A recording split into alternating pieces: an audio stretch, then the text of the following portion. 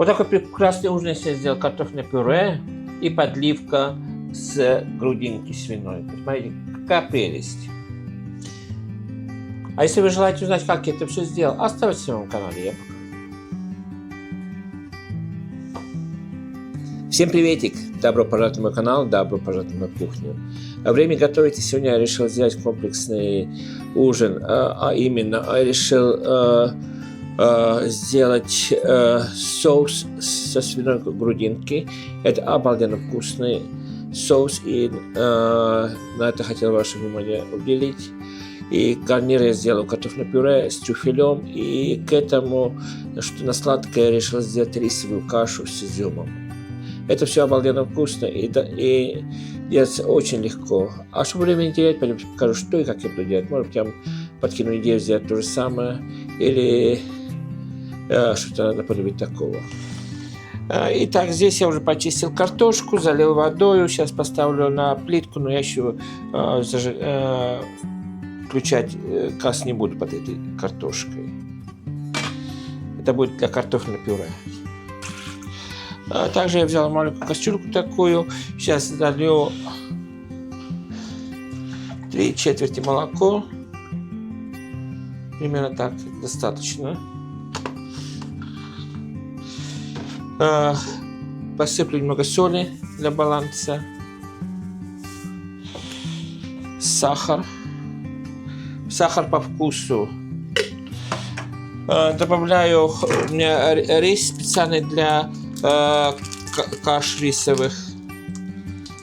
Здесь 500 грамм, полпачки расходую.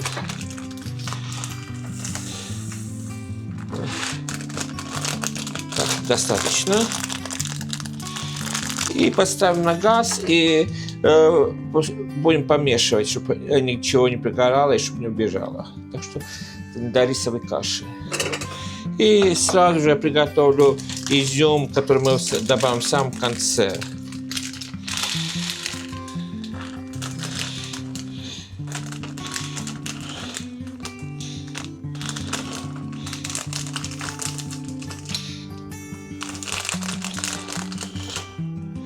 Вот так. А мы теперь займемся приготовлением соуса. Подливку. Так, в первую очередь нам надо пожарить свиную грудинку. Здесь пачка такая у меня приходит, 500 грамм. Но я все добавляю сюда на глаз. И я порежу на мелкие кубики. Это. И, конечно же, не забываем помешивать наше молоко с рисом.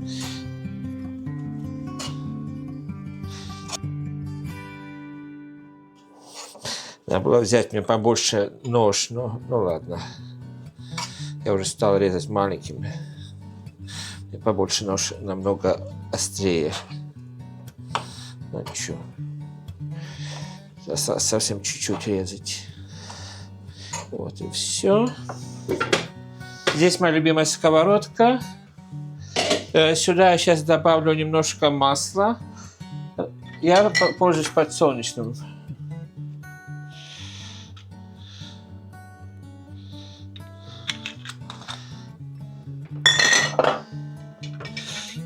Включаем газ и пускай немножко нагреется. И теперь можно сюда кидать нашу грудинку. Пока это у нас нагревается, жарится, мы порежем лук. Я взял 2 средние луковицы, побольше лука, она вкуснее будет.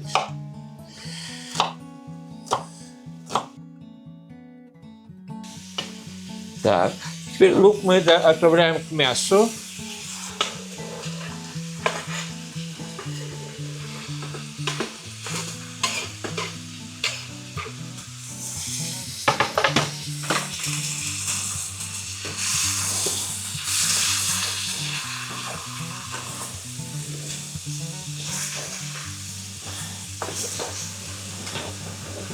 Так, на этом этапе можно добавить молотый перец.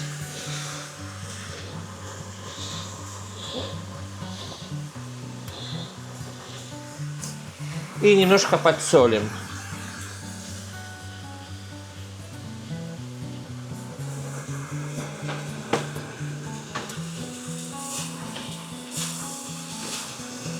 Рис у нас еще закипает потихоньку. Как оно закипит, я поставлю на маленький огонь и пускай потихонечку варится. По инструкции это должно свариться через 20 минут. Добавим изюм, тогда уже когда немножко погустеет все это. А здесь мясо мы сейчас жарим и, конечно, должны не забывать помешивать. Итак, мясо у нас хорошо румянится. Очень хорошо.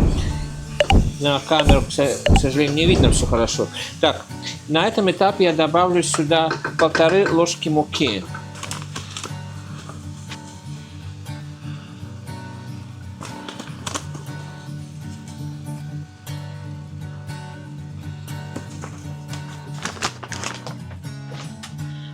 И как следует все это мы помешаем, чтобы немножко поджарилось. В то же время у меня рис уже закипел, и я поставил на маленький огонь. Так, теперь добавляем сюда горячую жидкость понемножку.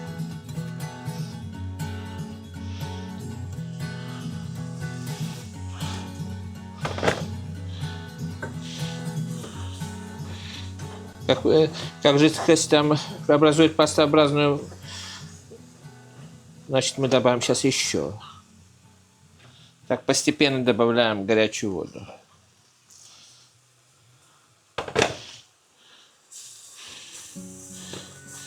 Хорошо перемешиваем, чтобы такая пастообразная масса получилась.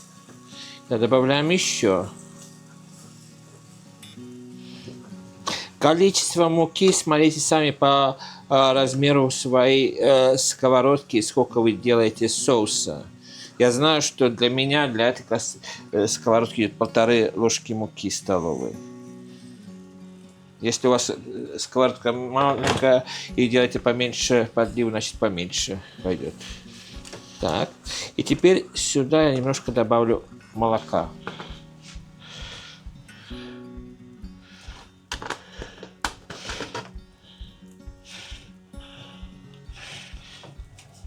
Конечно, это же сейчас хорошо мы перемешаем, как загустеет, значит посмотрим, надо ли еще нам жидкости сюда добавлять или нет. Но я знаю, что этот соус обалденно вкусный. Так, сюда я добавляю еще чуть-чуть молока.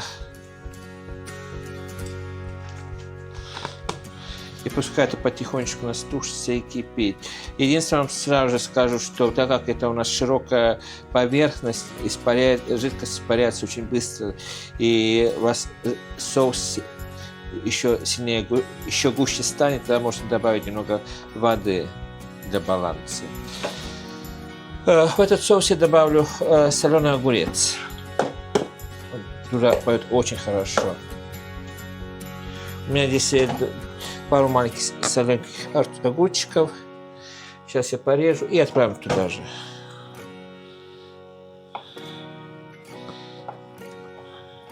И накроем их крышкой наш соус, и так пускай потихонечку у нас так кипит и варится. И где-то минут через 10-15 можно будет попробовать на вкусовые качества. Надо будет сюда еще добавить соль. Вот так.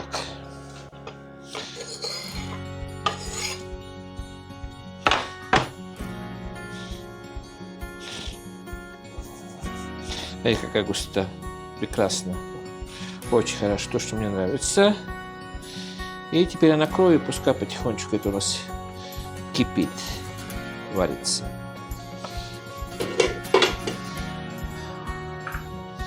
А тоже не забываем помешивать наш рис, который у меня на маленьком огоньке, и потихонечку варится тоже. Итак, каша у меня загустела, и сразу же я сейчас уже опустил сюда изюм. Изюм я не мыл сразу, когда как она с пакета, потому что в пакете он уже чистый и уже готов для употребления. Так что каша еще минут 10-15 побавится, и можно включать газ. Картошку я включил газ, соус у меня сварился, я выключил газ, так что осталось ждать кашу рисовую и картофельное пюре. Итак, картошка у нас кипела, и пора делать картофельное пюре. Картофельное пюре я всегда делаю одним и тем же методом. В картошку добавляю масло. Знаю, некоторые добавляют горячее молоко, я добавляю холодные сливки. Причем очень жирные сливки. Добавляю соль. Много соли не будем добавлять, потому что всегда можно добавить соль. Добавляю перец молотый.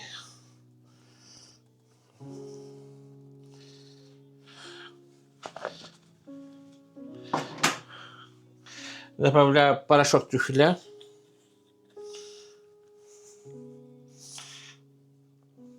И начинаем толочь.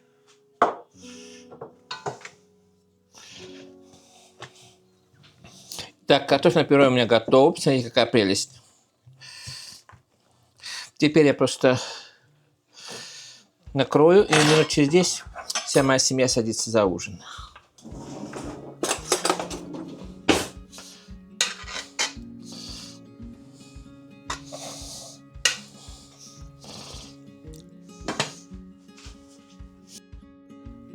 Вот такое блюдо я сегодня сделал, картофельное пюре и подливка с свиной грудинки. И к этому я сделал рисовую кашу с изюмом. Посмотрите, какая прелесть, как аппетитно все это выглядит. Итак, сегодня я с вами поделился еще одной идеей для комплексного обеда или ужина. Картофельное пюре с трюфелем и сделал подливку на свиной грудинке. Это обалденно вкусно. И, конечно, к этому что-то сладкое я решил взять рисовую кашу с изюмом.